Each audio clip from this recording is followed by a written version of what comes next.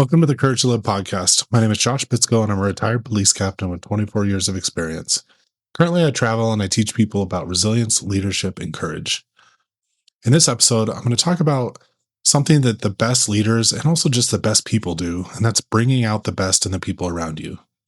I've spent most of my life in positions and situations where performance mattered, whether it was canine, as a police captain, helping tactical teams, managing critical incidents, meetings, like crime meetings, leadership meetings, these moments where people had to make decisions when they don't have time to overthink.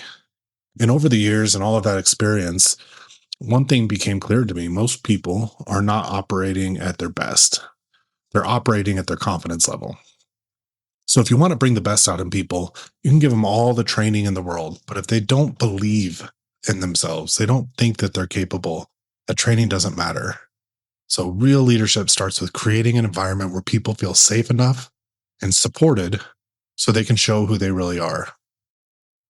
A lot of leaders misunderstand this. They think that bringing out the best means pushing people harder, demanding more, raising the bar. And yeah, standards matter, but people don't grow in environments where they're feeling judged. They grow in environments where they feel supported. And so how do you do this though, right? The best leaders I've worked with, they shared some really simple things. First, they slowed down enough to notice people.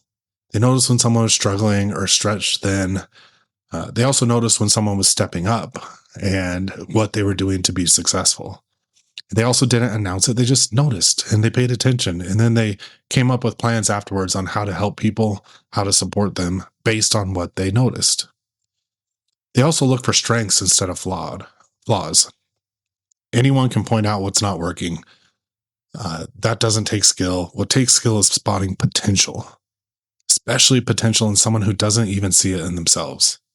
The best thing that you can do for a person is tell them what they're already doing well. And you'll see that bit of encouragement, how it flips a switch. They also made growth feel possible. They didn't sugarcoat it. They didn't make it seem too easy, but it was possible. And when people feel like they're allowed to try, to speak up, to grow into something bigger, they start acting differently. They take ownership. They get creative. They start investing in their work instead of just surviving day to day. Bringing out the best in people isn't about turning them into a version of you. That's one thing that I struggled with as a new leader, is I thought that people needed to do things the way I did them to be successful. But really, the strength in any organization is different perspectives, different experiences, and people that approach problems and issues from different directions. If you're a leader and your identity is tied to being the smartest person in the room, you're never going to build strong people around you. I used to always say, I want to be the dumbest person in any room, because then I know we're going to be successful. But the leaders that bring out the best in others have already done their own internal work. They're secure enough to let other people shine. I used to say, when things would go well, it's my people's fault. And when things would mess up, it was my fault. And I really believed it. I knew that, if I was that leader that was taking credit for things that went well, then that was on the backs of my people.